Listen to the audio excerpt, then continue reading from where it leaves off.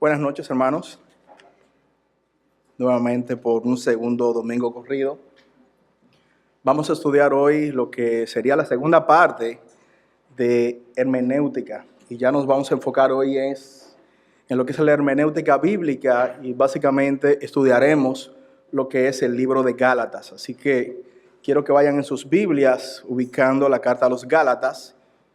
Daremos un recorrido rápido, pero obviamente el primer método, recuérdense, el primer procedimiento de que tenemos que hacer antes de ir a la Biblia es orar. Así que, dando cumplimiento a ese método, le pido por favor que inclinen sus corazones y acompáñenme por favor en este momento en oración. Bendito Dios del cielo, gracias Padre por el privilegio. Gracias Señor por la oportunidad que tú nos das de volver, Señor, a exponer tu palabra. Te pido, Señor, que seas tú, Padre, el que nos guíe en este momento. Danos la gracia, Señor, de poder entender tu palabra. Ayúdanos, por favor, Señor, a que estos conceptos sean claros, Padre. El objetivo, Señor, es poder conocer tu corazón. Es ver a Cristo, Señor, y a Él glorificado y a Él crucificado. Te pido, Señor, que nos guíes en este momento. Quita, por favor, Padre, de nosotros toda ansiedad, todo temor, Señor, y que tú seas glorificado y exaltado, Señor. En el nombre de tu Hijo Jesucristo te lo pedimos.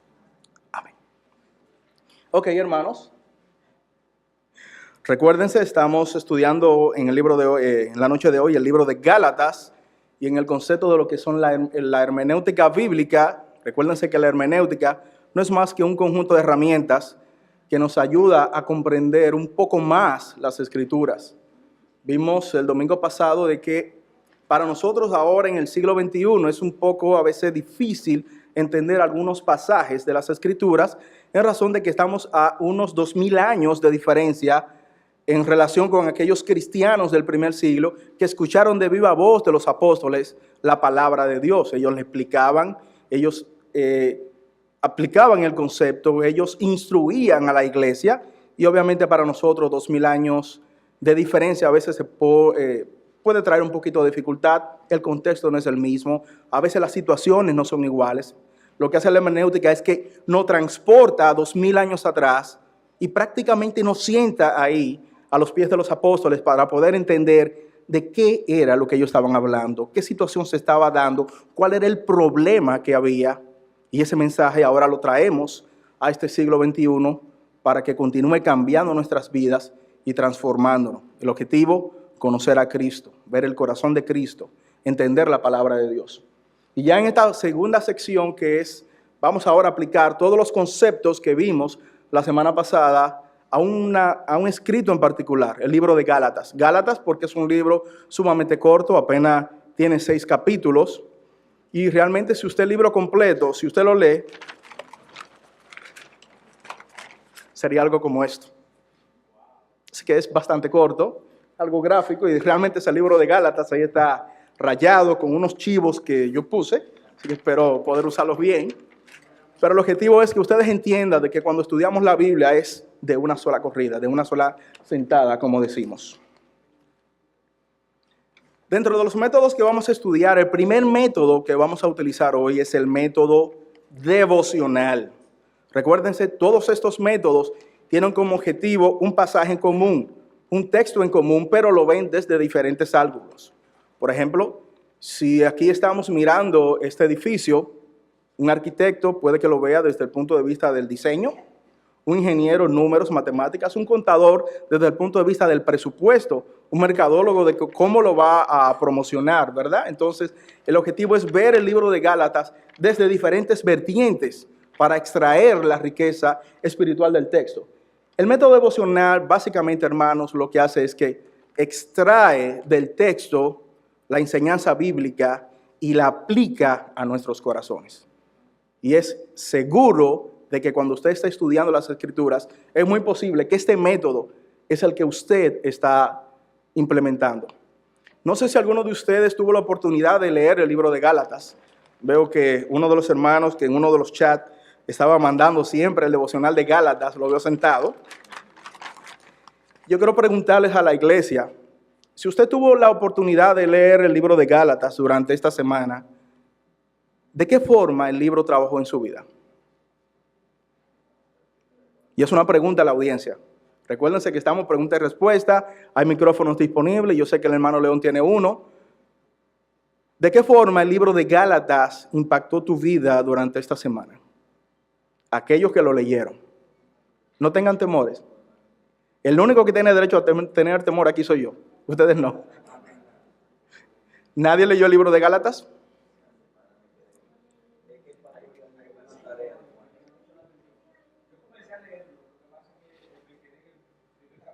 Ok. Capítulo 1, versículo 4 de Gálatas, ciertamente me llamó mucho la atención. Dice, el cual se dio a sí mismo por nuestros pecados, para librarnos del presente siglo malo, conforme a la voluntad de nuestro Dios y Padre. O sea, esto me impactó tanto, me llenó tanto, porque con la situación que ciertamente está viviendo el mundo ahora mismo, nosotros tenemos la esperanza de que estamos resguardados directamente por la persona de nuestro Señor Jesucristo. Y dice que nos librará de este presente siglo malo. Y el libro de Gálatas ciertamente está lleno de muchas enseñanzas, las cuales voy detrás de ellos. Y comencé directamente en esta semana. Tengo un problema que yo leo libros de la Biblia, la leo versículo por versículo. O sea que no tengo rapidez de leer la Biblia, definitivamente. Amén. Gracias, hermano. ¿Alguien más? ¿Alguien tuvo el privilegio de leer Gálatas? La hermana Angélica.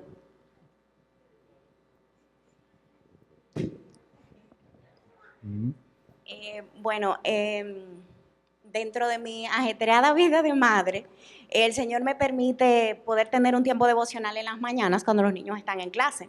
Realmente el libro, cuando tú lo lees completo, tú te das cuenta todas las luchas que tuvo Pablo en ese tiempo para defender la fe, para defender el cristianismo verdadero, que uno no puede verlo hasta que tú no, o sea, penetras en el libro y puedes ver consecutivo lo que ha pasado.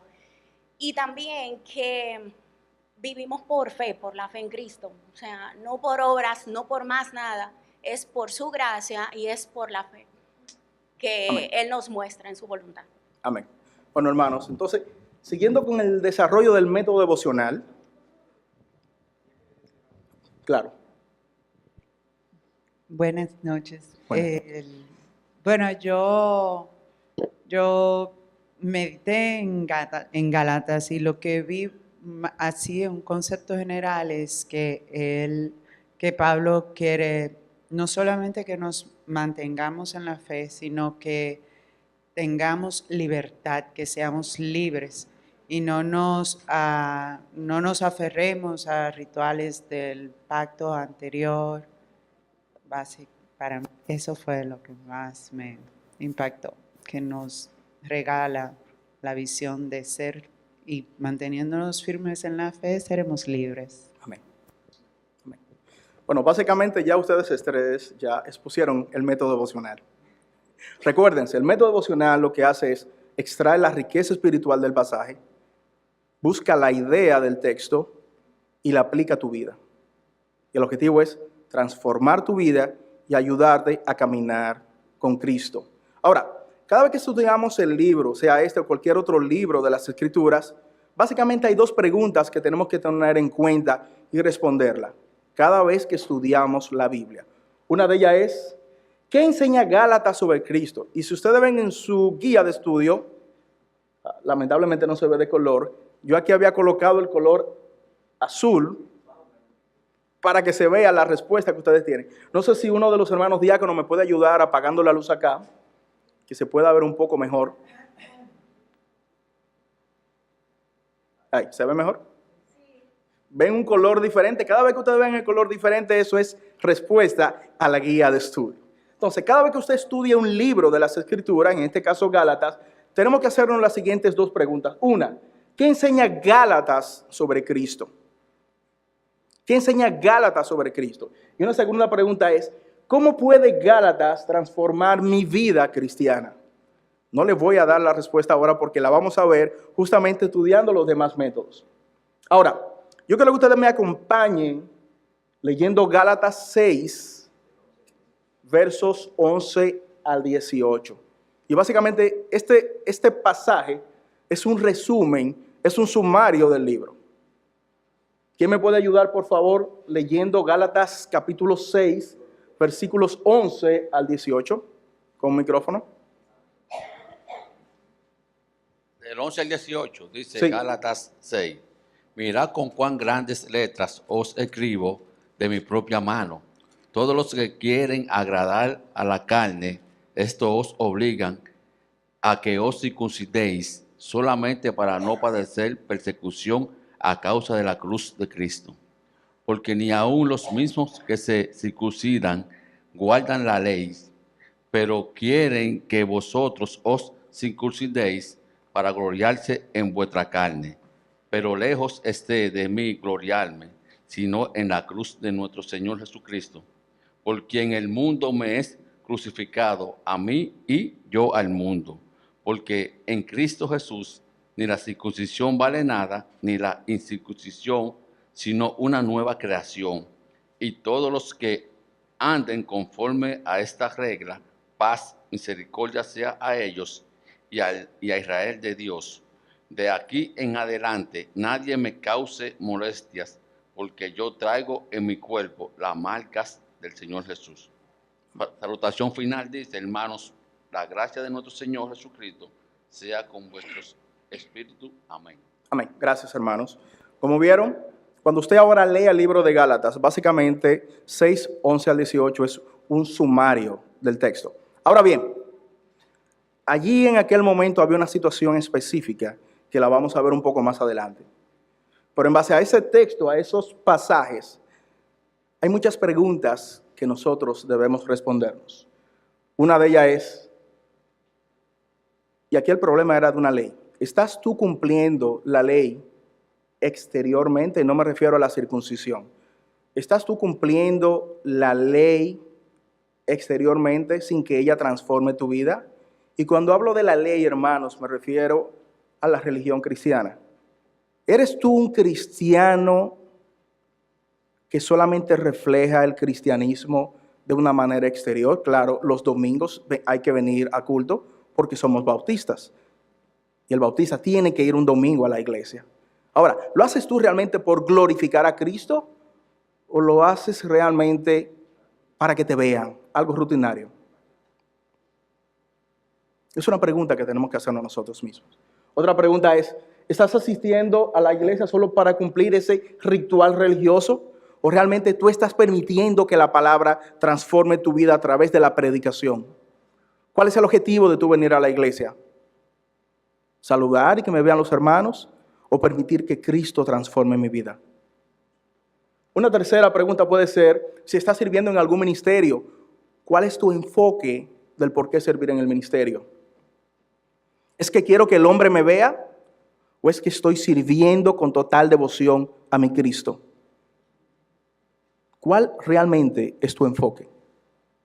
¿Cuál realmente es tu propósito?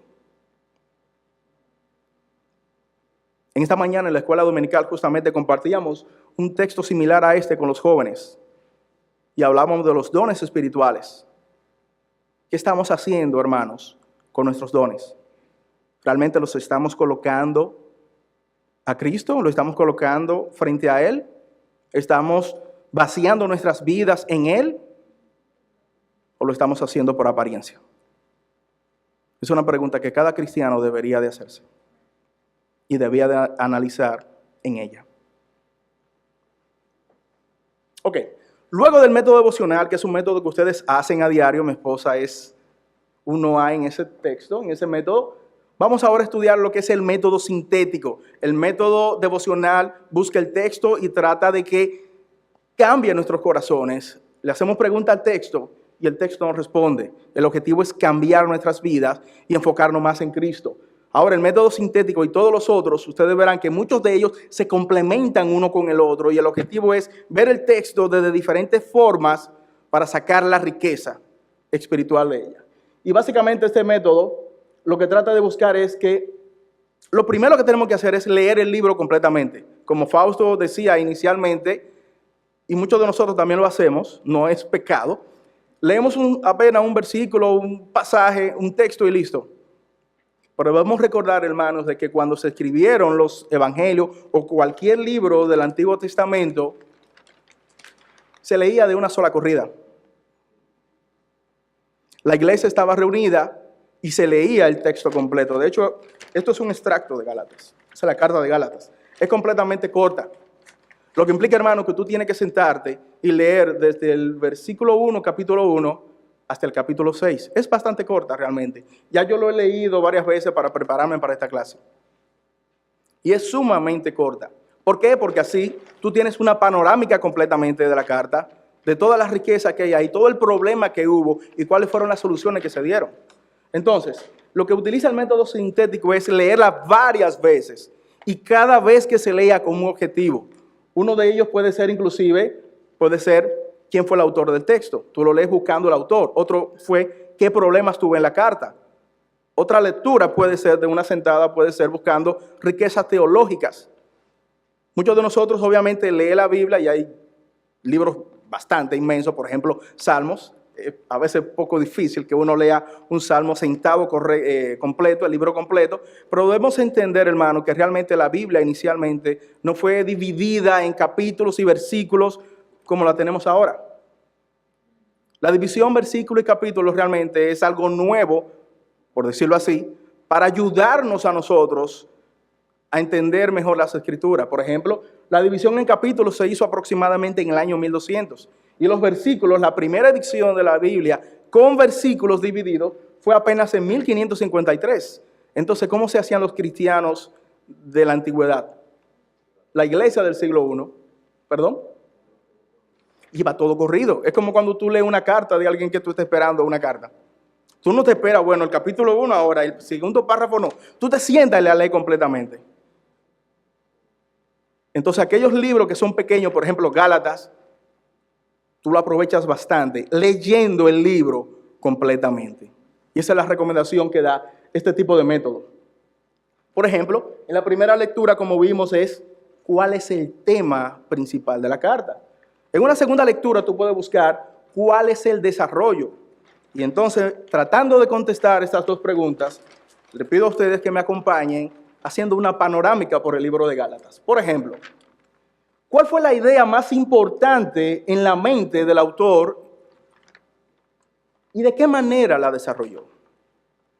¿Cuál fue la idea más importante del autor y de qué forma él la desarrolló? Leamos Gálatas. En el capítulo 1, verso 6 dice, estoy maravillado de que tan pronto os hayáis alejado del que os llamó por la gracia de Cristo, para seguir un evangelio diferente. 1:8 dice, mas si aún nosotros o un ángel del cielo os anunciare otro evangelio diferente del que os hemos anunciado, sea anatema. Lo que pasa es que estoy aquí y no lo puedo decir. En 1:8 dice, como antes hemos dicho también, ahora lo repito, si alguno os predica diferente evangelio del que habéis recibido, sea anatema. ¿Están viendo cómo va subiendo de nivel? Cómo Pablo escribiendo va subiendo de tinta, cómo está hablándole a la iglesia. En 2:4 dice, y esto a pesar de los falsos hermanos introducidos a escondidas que entran para espiar nuestra libertad que tenemos en Cristo Jesús, para reducirnos a esclavitud, hablando del cumplimiento de la ley a través de la circuncisión.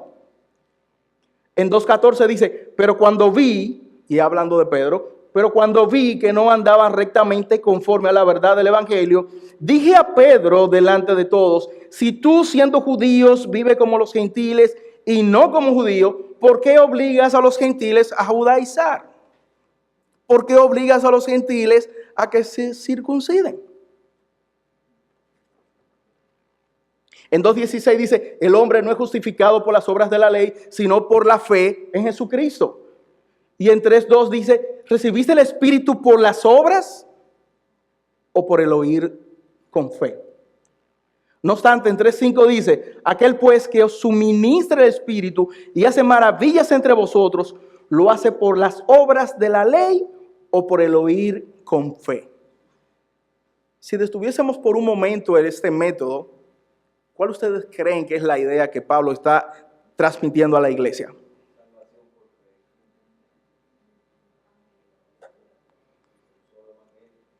Eso simplemente es lo que dice el método sintético. Leyendo la Biblia, leyendo el pasaje, leyendo el texto, la carta completa, corrida, tú te das cuenta cuál es la idea. No necesitamos un comentarista, claro, son necesarios. Yo lo uso mucho.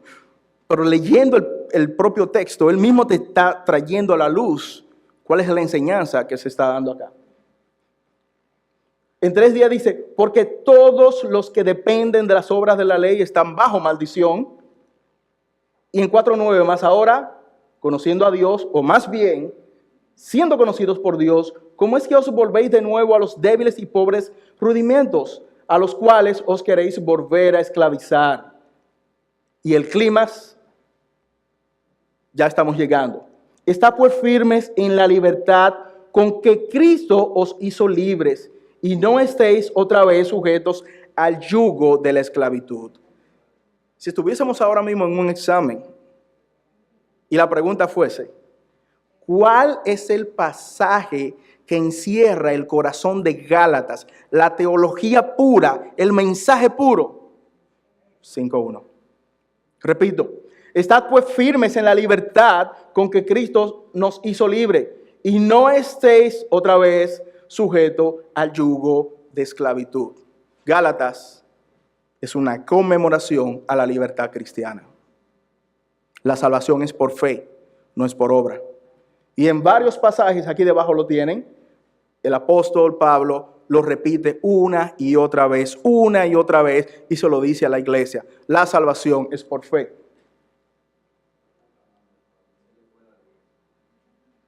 Se fue, estamos en vivo.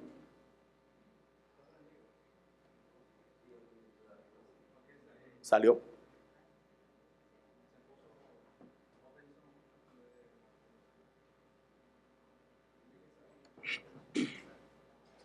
Ok.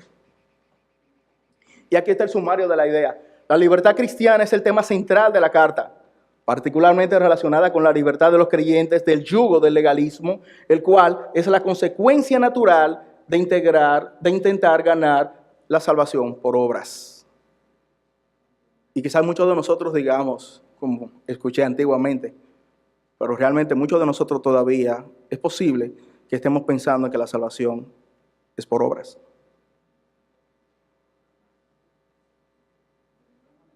Sí.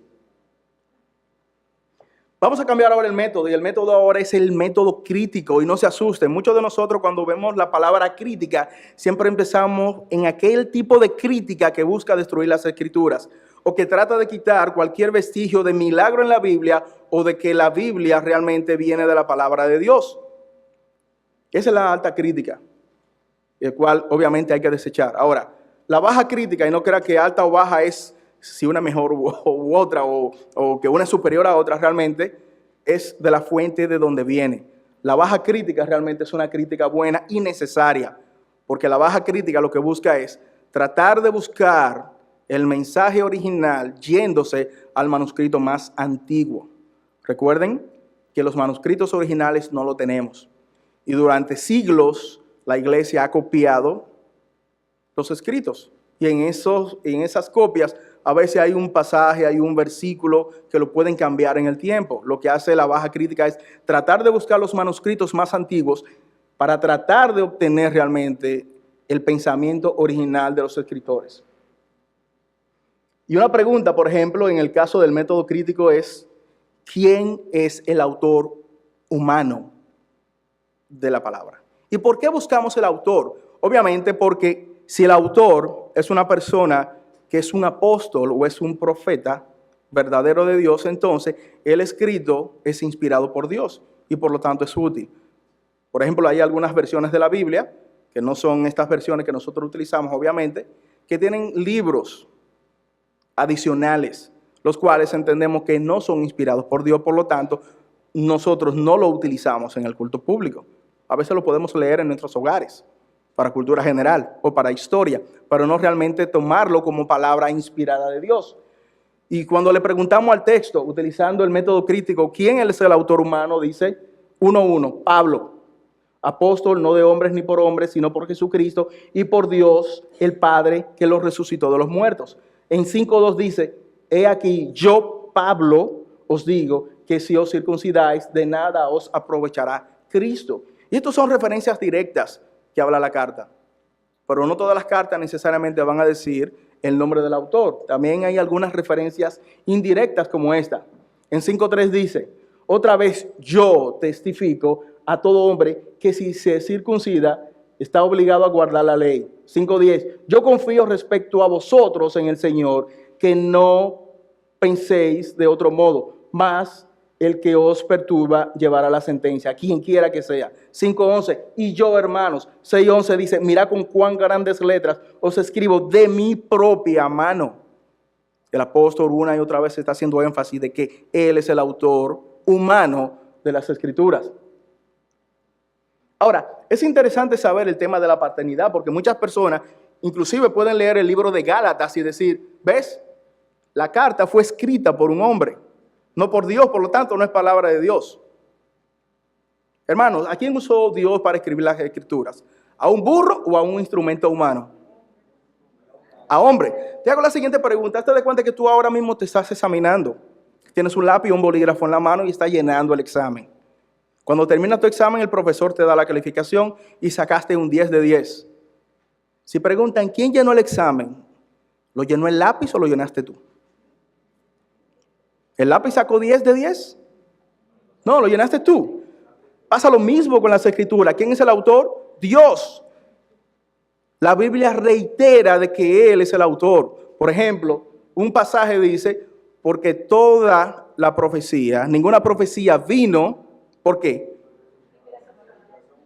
Sino que los santos hombres hablaron siendo inspirados, y la palabra inspirado en el original, en ese texto quiere decir, fueron guiados, fueron llevados, fueron dirigidos por Dios. Y toda la Escritura es inspirada por Dios. El autor es Dios, no el hombre. El Señor utilizó autores humanos. Pero realmente la inspiración de las Escrituras, el contenido del texto es de Dios. Es el corazón de Dios hablando al hombre, no el hombre al hombre. Dice, por ejemplo, la misma Escritura en 1:11-12, mas yo os hago saber, hermanos, que el evangelio anunciado por mí no es según hombre. Y lo dice, no es según hombre, pues yo ni lo recibí ni lo aprendí de hombre alguno, sino por revelación de Jesucristo. ¿Quién es el autor real del texto? Cristo. Pablo lo dice. Jesucristo es el autor del texto. La fecha de la carta realmente no hay una certeza para decir fue entre un periodo, fue un año entre otro, porque realmente la carta no lo dice. Pero cuando tú comienzas a estudiar y analizar la carta a través del método crítico, hay algunos indicios que te pueden llevar a fijar la fecha. Inclusive muchos de autores llevan la carta entre un periodo de entre el año 48 después de Cristo y el año 56. Estamos hablando de pocos años luego de la muerte, resurrección y exaltación de nuestro Señor. Ya se estaban judaizando. Ahora, cuando tú analizas el texto, y aquí vamos a incluir otro método, que es el método de comparativo, para buscar justamente la fecha de la carta, inclusive hay muchos indicios que te dicen por dónde andaba la fecha. Por ejemplo, en el capítulo 2, básicamente los versos 1-10 dice, subí otra vez a Jerusalén con Bernabé, Pablo hablando, llevando conmigo a Tito. Expuse en privado a los que tenían cierta reputación en el evangelio que predico entre los gentiles, y a estos, a pesar de los falsos hermanos introducidos a escondida que entraban para espiar nuestra libertad que tenemos en Cristo Jesús, para reducirnos a esclavitud. Y sigue el texto diciendo, pero de los que tenían reputación de ser algo, como vieron que me había sido encomendado el evangelio de la incircuncisión, Jacobo, Cefas y Juan, que eran considerados como columnas, nos dieron a mí y a Bernabé la diestra en señal de compañerismo. Solamente nos pidieron que nos acordásemos de los pobres. lo cual también procuré con diligencia hacer. Si tú tomas ese texto y no lo comparas con otro pasaje, quizás no podamos llegar a la fecha de Gálatas. Pero utilizando el método de comparativo, el cual busca comparar ese texto con otro escrito por el mismo autor o escrito en el Nuevo Testamento o en el Antiguo Testamento, nos puede dar una idea de qué estaba pasando y qué circunstancias estaban para poder datar el libro de Gálatas. Un libro excelente para esto es Hechos. Y en el libro de Hechos, en el capítulo 15, miren lo que dice el autor. Entonces, algunos que venían de Judea enseñaban a los hermanos: si no os circuncidáis conforme al rito de Moisés, no podéis ser salvos. Como Pablo y Bernabé tuviesen una discusión y contienda no pequeña con ellos, se dispuso que subiesen a Jerusalén, a los apóstoles y a los ancianos, para tratar esta cuestión. La conclusión del concilio, que obviamente Hechos 15 se conoce como el concilio de Jerusalén. El concilio dijo lo siguiente, y obviamente fue Santiago: yo juzgo que no se inquiete a los gentiles que se convierten a Dios. ¿Ustedes ven la sincronía entre ambos pasajes? Pablo, desde el punto de vista de Gálatas, escribiendo de esta situación, y aquí en el caso de Lucas, el médico amado, hablando del mismo suceso. Todos los autores dan la conclusión de que Hechos 15 fue aproximadamente entre el año 48 y 50 después de Cristo. Si tú tomas Hechos 15 y lo comparas con Gálatas 2, el mismo tema desde dos vertientes. Justamente eso nos ayuda, el método comparativo, para poder comparar textos. Y no hay ninguna diferencia entre uno y otro. De hecho, nos ayuda a complementar. Ahora, ¿cuál fue el motivo de la carta? Yo creo que con lo poco que hemos visto hasta aquí, ya muchos de ustedes pueden saber la respuesta. ¿Cuál fue el motivo de la carta? ¿Por qué tuvo que escribirse esa carta? ¿Qué pasaba? Pablo había predicado a los Gálatas, un buen número de ellos ya se había convertido a Cristo. De hecho, en Gálatas 1, 6, 10 lo dice. Después de la partida de Pablo, algunos judaizantes habían entrado a la iglesia y estaban enseñando un evangelio diferente: la salvación por obras. Complementaria. Ahora, ¿qué pasaba? Vayamos otra vez al contexto. Tomen por favor conmigo un viaje y vamos 2000 años atrás a la historia. Jesús predica, los judíos se convierten. Jesús es crucificado, exaltado, glorificado, y los apóstoles siguen predicando. En Hechos 2 vemos inclusive el sermón evangelístico que hizo Pedro. Muchas personas se convierten, pero muchos de esos judíos que desde pequeños tienen un trasfondo de la ley, todavía no han cambiado su cassette, no han cambiado la ley. Abrazan a Jesús como el Mesías, pero no han sido completamente cambiados en su corazón de cuál es el camino que deben de seguir o cómo lo deben de seguir. Ellos decían que el evangelio que Pablo está predicando es un evangelio incompleto. ¿Por qué? Le falta la ley. Tú no puedes ser salvo si no cumples la ley. Ahora, la salvación por fe que Pablo estaba predicando era algo nuevo. Era un concepto nuevo. Si tú ves, por ejemplo, a Habacuc en el Antiguo Testamento, en el capítulo 2, verso 4 dice: he aquí que aquel cuya alma no es recta se enorgullece, cumplimiento de la ley, mas el justo por la fe vivirá.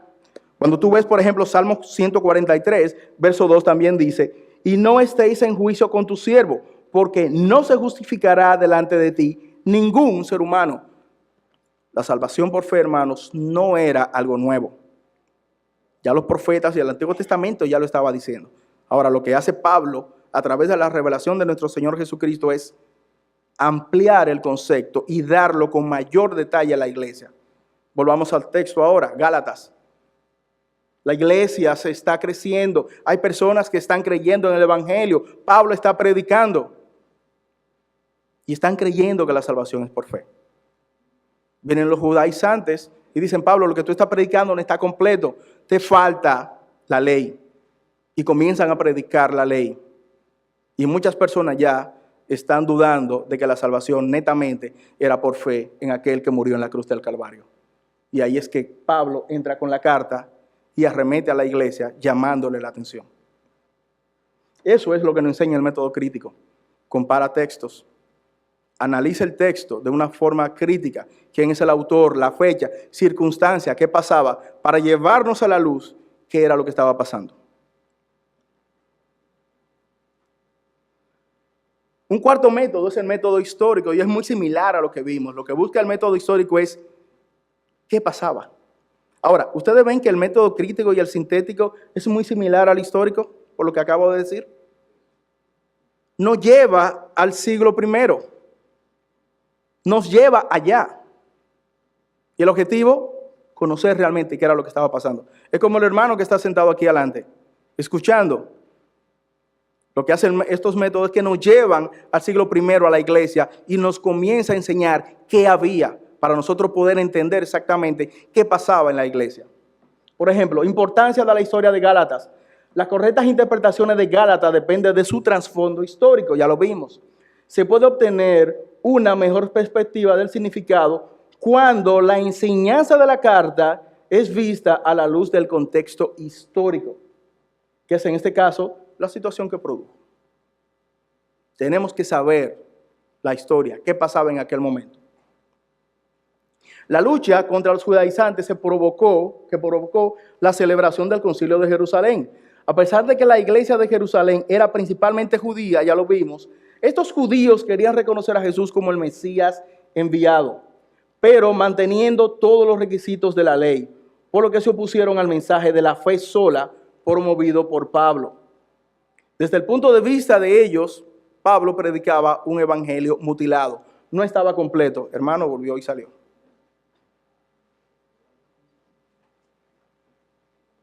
Gracias.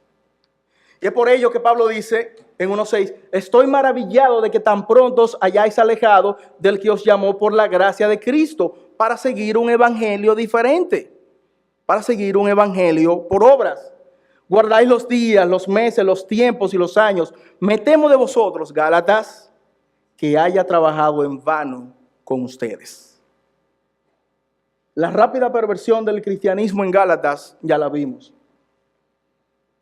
Gálatas presenta la historia de una controversia que ha fortalecido a la iglesia.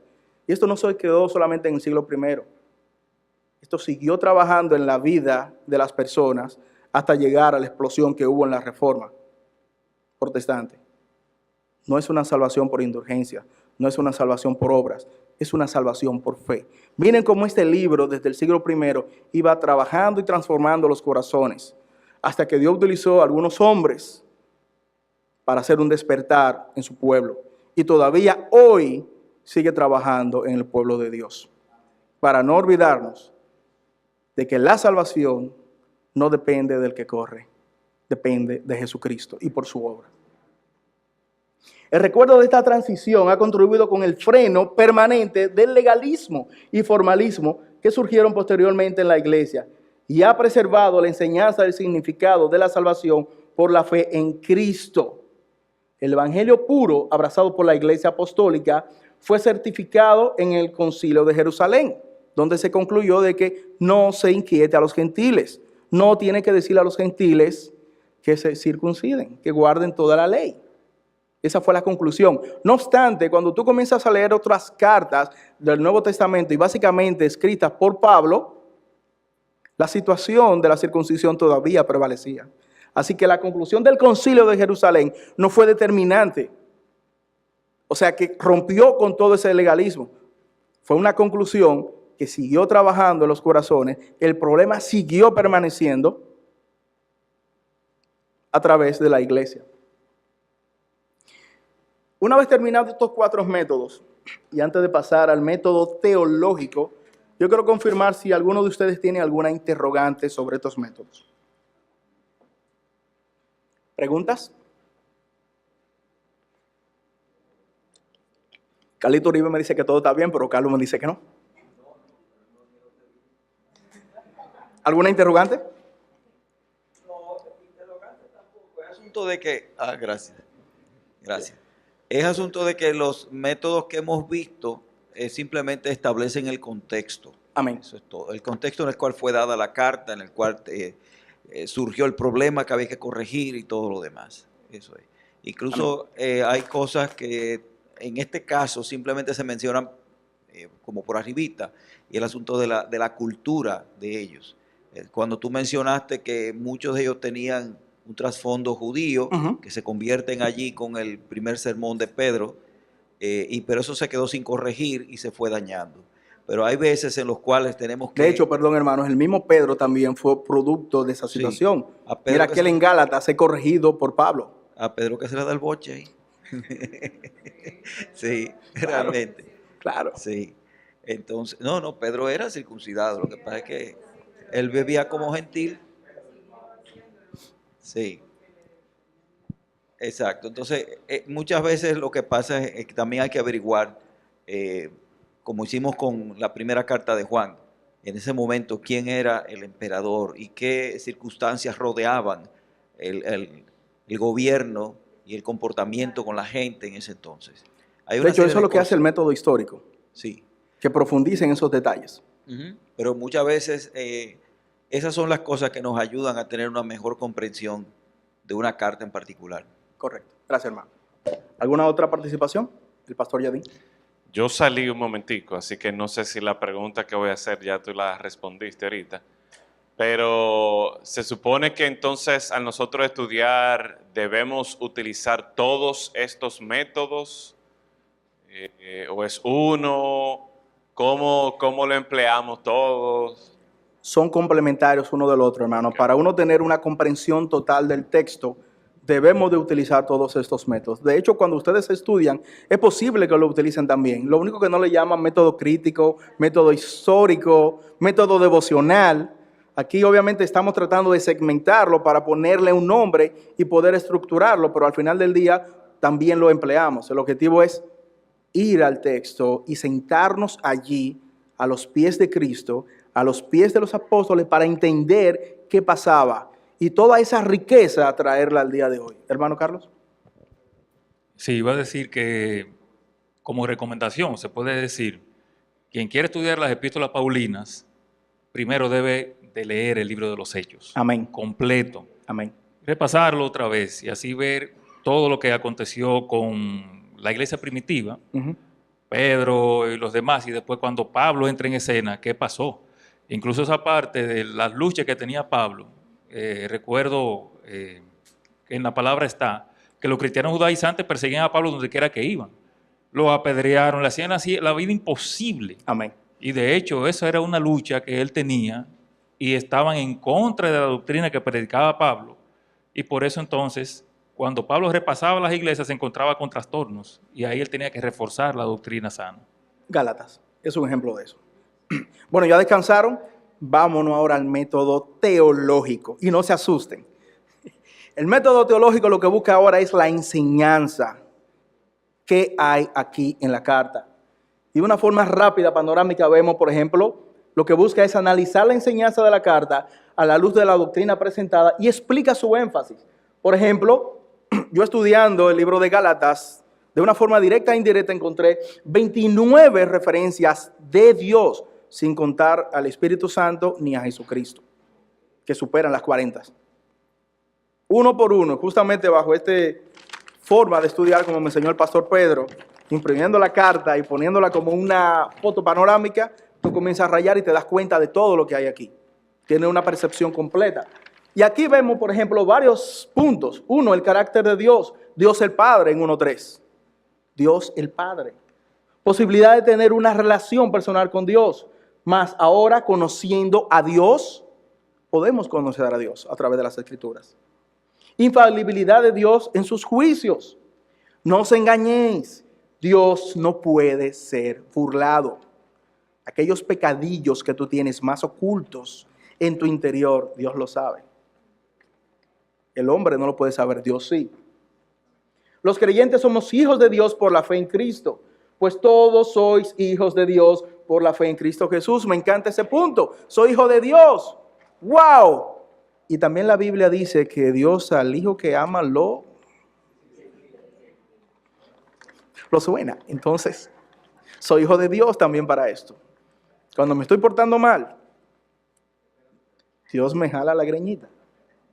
Ok, enseñanza doctrinal explícita, y esta es la cumbre de Gálatas. La justificación por medio de la fe, ya la vimos. Gálatas enseña directa y explícitamente la justificación por la fe en Cristo sola, en contraste con la salvación por obras. La palabra justificar se emplea 8 veces en el texto.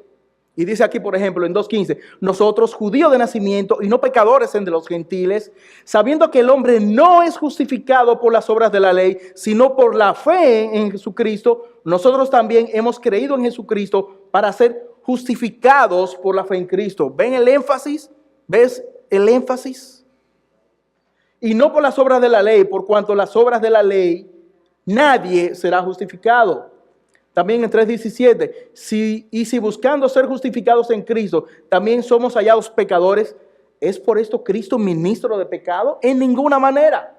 En 3:8, y la Escritura, previendo que Dios había de justificar por la fe a los gentiles, dio de antemano la buena nueva a Abraham, diciendo, en ti serán benditas todas las naciones. Y en 3:11, y que por la ley ninguno se justifica para con Dios. Es evidente porque el justo por la fe vivirá, ya lo vimos en Habacuc. De manera que la ley ha sido nuestro ayo, nuestra ayuda, nuestra guía para llevarnos a Cristo. La ley no es el fin, era llevarnos a Cristo, a fin de que fuésemos justificados por la fe. Y otra vez testifico a todos los hombres que se circuncida, que está obligado a guardar toda la ley. De Cristo os desligasteis, lo que por la ley os justificáis. De la gracia habéis caído. Y la palabra justificar viene de un griego que quiere decir ser considerado o declarado justo o inocente.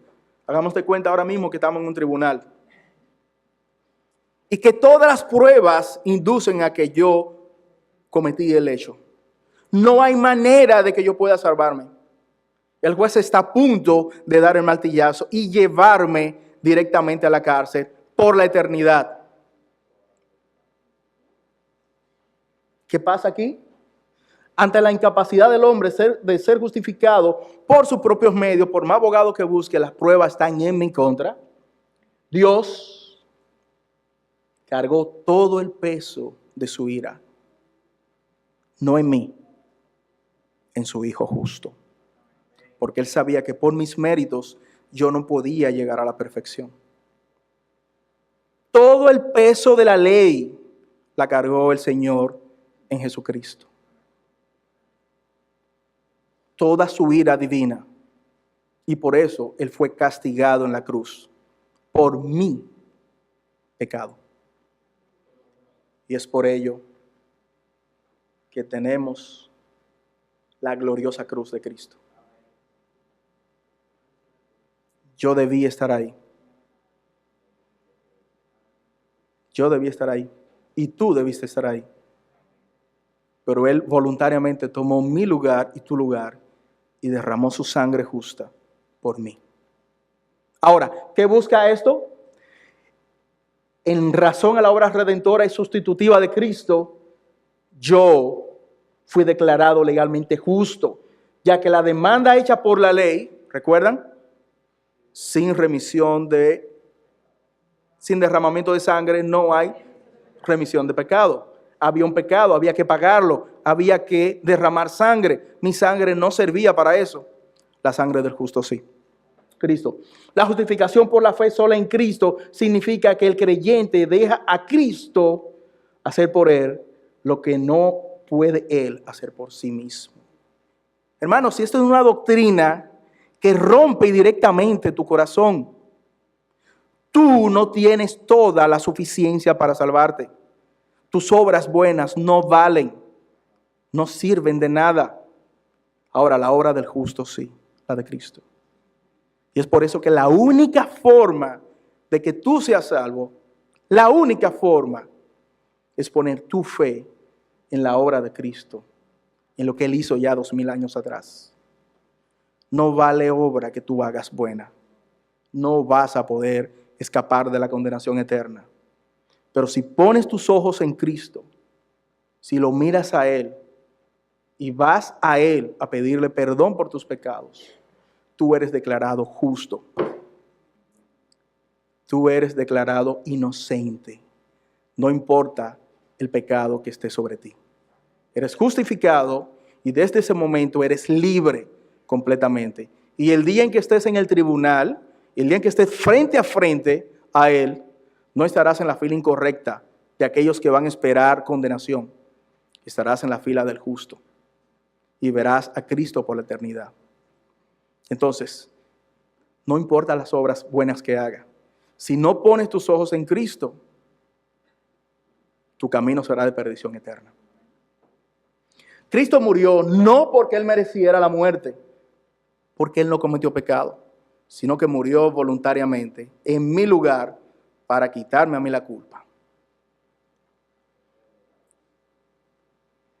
Aquí nos queda ya prácticamente el método comparativo y ya lo hemos analizado. Lo que busca el método comparativo, ya ustedes lo tienen en su guía de estudio, básicamente es comparar el texto que estamos estudiando con otros pasajes del mismo texto, otro pasaje del mismo autor. Por ejemplo, en el caso de la justificación por la fe, puede buscar a Romanos, que es escrita por el mismo autor, Pablo.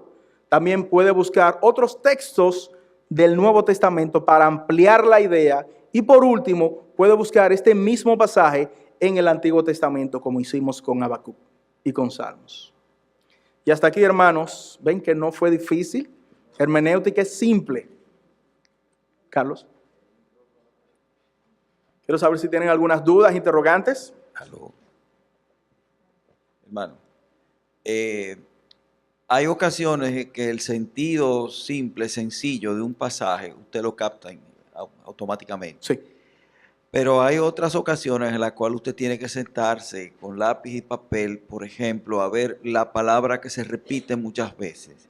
Si esa palabra es sustantivo, si es un adjetivo, si es un verbo, en qué tiempo de verbo está conjugada, etcétera. ¿Dónde cae eso? ¿En el método teológico? No. ¿Dónde cae eso? Básicamente, el método sintético te ayuda mucho por eso. Y también hay una forma que trata de analizar los sustantivos y trata de analizar las figuras verbales. Por ejemplo, las parábolas te ayuda también. Y es básicamente una dependencia del método crítico también. Sí, es como para ver dónde yo lo encajaba. Para ver dónde lo entras. De hecho, por ejemplo, tú puedes estudiar libros como Apocalipsis, pero para eso habría que tomar 2 secciones para buscar las profecías, si es literal, si no es literal, si es alegórica. Obviamente es algo más profundo, pero ya con estas herramientas que vimos hoy, te pueden poner un poquito más adelante para tú poder profundizar en ese estudio. Sí, por ejemplo, que estamos los miércoles estudiando la primera carta de Juan. Ahí usted se pone a ver y usted escribe y se da cuenta cuántas veces está de manera directa la palabra comunión o palabras que significan cosas similares a comunión. Y ya tú sacas de ahí el tema principal de la carta. Como vimos acá. De hecho, tú ves la progresión del mensaje, cómo va subiendo. Y ahí te va dando una idea de cuál es el mensaje. Hermano. Okay. No sé si tú calculaste cuánto tiempo tú duraste para poder sacar todos estos métodos. ¿Por qué? Pregunto esto. Porque mucha gente... 3 meses. Mucha gente no tiene tiempo para literalmente sacar todas estas cosas. Entonces tiene que planificarse para poder sacar y escudriñar las escrituras conforme a estos métodos. Yo duré 3 meses porque soy indocto en esta parte. Pero a medida que tú aprendes un método y lo vas utilizando en los otros libros, a medida que vas estudiando, ya el aprendizaje es más rápido. Ya tú conoces el método crítico, perfecto, ¿qué voy a buscar? Autor, fecha. El método teológico, concepto, teología, enseñanza. O sea, ya prácticamente sobre la marcha tú vas aprendiendo y lo vas haciendo rápido. O sea, no es que va a durar por cada libro 3 meses. Tú lo vas estudiando al paso y tú verás que te va haciendo maestro en el tema de la hermenéutica. Yo creo que la hermana tenía una pregunta.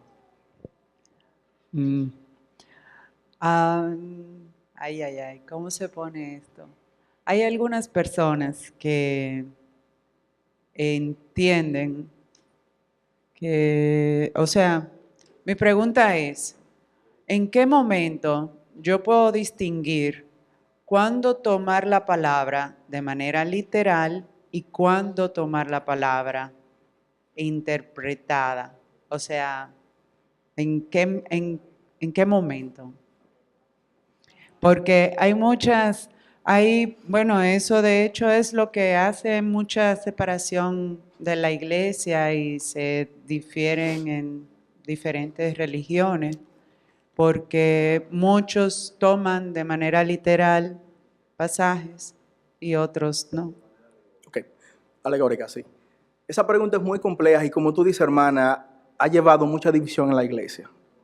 De hecho, cuando tú estudias escatología, ¿qué método vamos a utilizar? Eso ha dividido, lamentablemente, al cuerpo de Cristo. En primer lugar, la Biblia siempre debe de tomarla, en principio, literal. Siempre literal. Salvo que el mismo texto tú veas que habla de una alegoría. Por ejemplo, Jesús hablaba literalmente y daba mensajes literales. Ahora, recordemos, vayamos 2000 años atrás, Jesús hablaba en un contexto y en ese contexto los grandes maestros judíos y griegos también hablaban en parábola. Así que lo que utilizó Jesucristo en aquel momento era una figura de lenguaje que se usaba normalmente. Y en algunos casos, el mensaje que Cristo dio, como tú ves en los evangelios, no fue comprendido. Ahora, ¿qué hizo él en secreto? Les reveló la verdad literal a los discípulos. Por ejemplo, el libro de Apocalipsis, ¿es alegórico? Sí.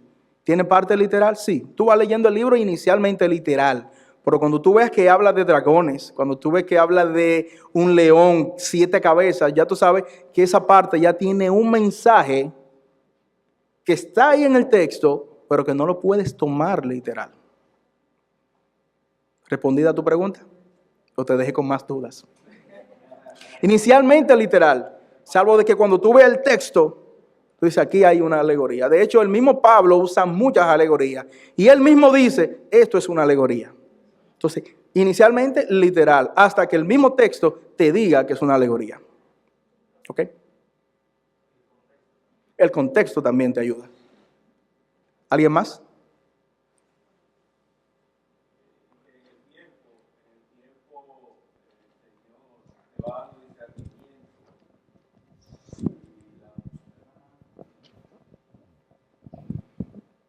Entonces, primero hablamos de siempre tomar literal, ¿verdad? Como principio general, luego vimos el contexto, pero en tercer lugar hay un principio general que dice que la Biblia misma interpreta a la Biblia. Amén. Eso lo vimos la semana pasada. Entonces, Ella misma se interpreta. Por eso a veces tenemos que entender el significado de un texto, porque hay otro texto que nos da luz. Nunca hubiéramos entendido que Cristo era la roca que Moisés golpeó allá me parece que en Números o Éxodo, si Pablo no nos lo hubiera explicado en una de sus cartas.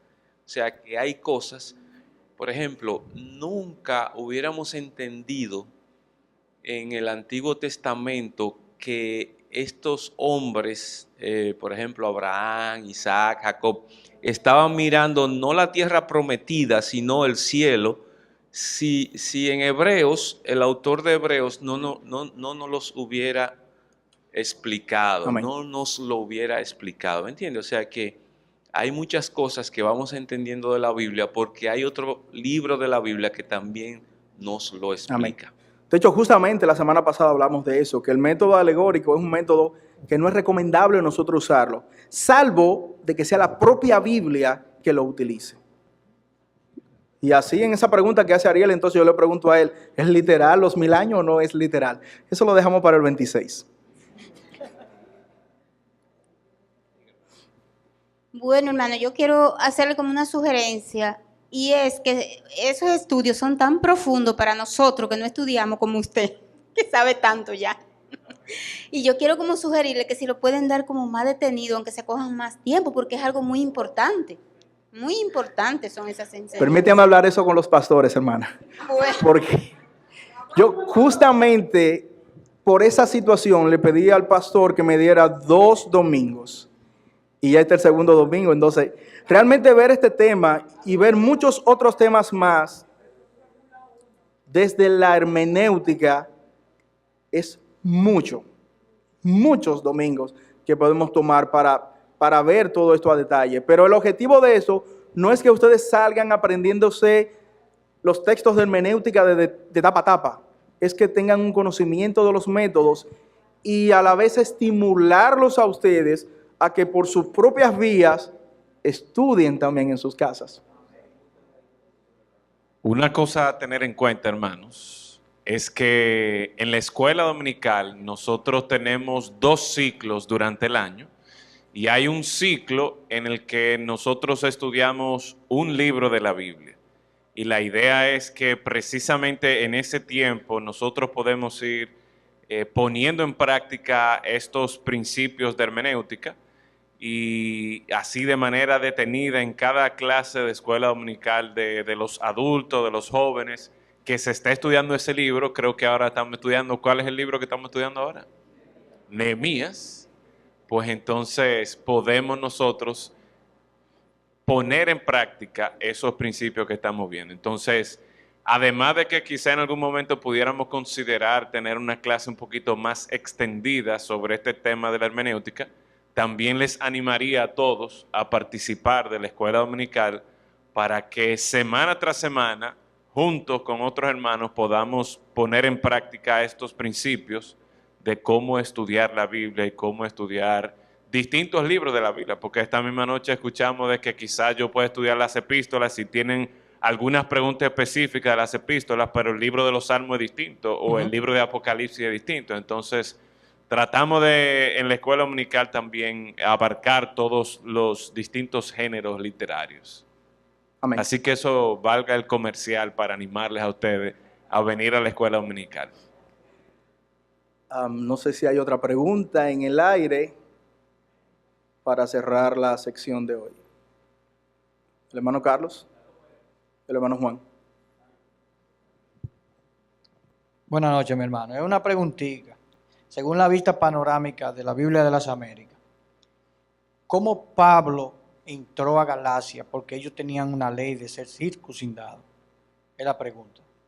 Recuérdate que Galacia, bueno, la pregunta es ¿cuál Galacia? Porque justamente por eso no quise hablar de a quién Pablo dirigió la carta. Los expertos no se han puesto de acuerdo si era Galacia del norte, si era del sur. Entonces la pregunta es ¿cuál Galacia?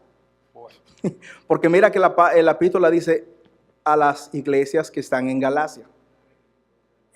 Puede ser una región, algunos dicen lo ubican en una región del norte, otros lo ubican del sur. Por el sentido general Pablo era judío, era circuncidado.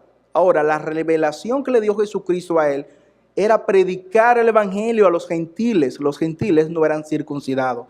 Desde el punto de vista divino, Cristo le dio luz verde a que vaya a las naciones a predicar el evangelio. ¿Cuánto, mi hermano? Muchas gracias. Ok, hermano Juan. Quiero preguntarte a ti, como expositor, ¿cómo tú sintetizas de los Gálatas? ¿Qué busca? ¿Qué enseña?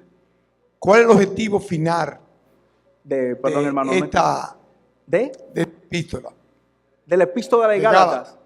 Si me hace la pregunta y debo respondértela en una línea, salvación por fe en Cristo. Amén. Creo que la hermana Nelly tiene una pregunta.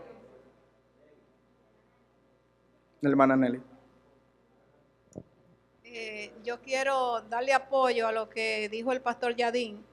Y mientras usted desarrollaba su clase, me di cuenta que esta mañana, precisamente en la escuela dominical, nosotros utilizamos el método comparativo, porque estudiamos a Nehemías versus Salomón, y fuimos caminando en varios pasajes y usamos ese método y quizá no nos dimos cuenta, pero sí lo utilizamos y ahora ya tiene nombre lo que estábamos haciendo esta mañana. El pastor no te dijo el nombre.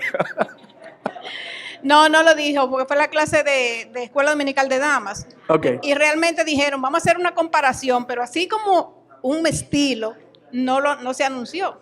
Pero sí, como dije inicialmente, muchos de nosotros utilizamos estas herramientas estudiando las escrituras, pero no nos damos cuenta a veces. Hermano, quiero una última pregunta y ya cerramos porque... Sí, yo quería preguntar lo siguiente. A veces en algunos libros, algunos autores dicen que en algunas cartas, por ejemplo, y libros, el propósito está explícito en el libro y eso te ayuda a descubrir el tema o la idea central. Entonces, ¿cómo yo hago cuando ese propósito no está explícito para encontrarlo? Si tú me pudieras explicar eso. Claro, uno, estudiando los métodos. Por ejemplo, el propósito no está explícito, primero tiene que saber cuál es el género del texto, del libro. Por ejemplo, Salmos, a veces algún libro del Antiguo Testamento, que son historias, a veces otros son, por ejemplo, Gálatas o Apocalipsis. ¿Cuál es el género del libro? Entonces, justamente tú estudiando el libro enfocado, sabiendo cuál es el género, y rumiando el libro y buscando otros textos, utilizando el método comparativo con autores similares. Habla de Pablo aquí, vamos a buscar también dónde habla de Pablo. Esta situación se está dando, vamos a buscar en otros libros del Nuevo Testamento, si es el libro del Nuevo Testamento o si es del Antiguo Testamento, otros libros del mismo género, nuevo testamentario o veterotestamentario, que hablen de la misma situación. Salmo, por ejemplo, ¿qué son? Canciones. Son canciones. Y ahí tú vas a tener mucha riqueza y de hecho canciones que hablan de mucha profecía, porque cuando tú ves el Nuevo Testamento, Cristo apunta mucho a los salmos. Es verdad, eran canciones, es el himnario de Israel, pero también eran profecías. ¿Ok? Hermanos, podemos hablar en el pasillo, vamos ahora a despedir el momento. Bendito Dios y Padre, gracias Señor por el privilegio que tú nos das de hoy de abrir tu palabra, Señor, y escudriñarla con mayor detalle. Gracias, Señor, por ello. Y te pido, Padre, que tú pongas en nuestro corazón un fuego ardiente, Señor, en escudriñar a profundidad las Escrituras, para encontrar a Cristo en ellas, Señor, y que Él hable a nuestros corazones a través de tu palabra y que cada día más transforme nuestras vidas. Ayúdanos, Señor, cada día más a ser similares, más semejantes a Cristo. En esta vida no llegaremos a serlo, Señor, pero te pido que cada día nos ayudes a caminar por fe y con fe, Señor, en tu Hijo Jesucristo. En el precioso nombre de Jesús. Amén.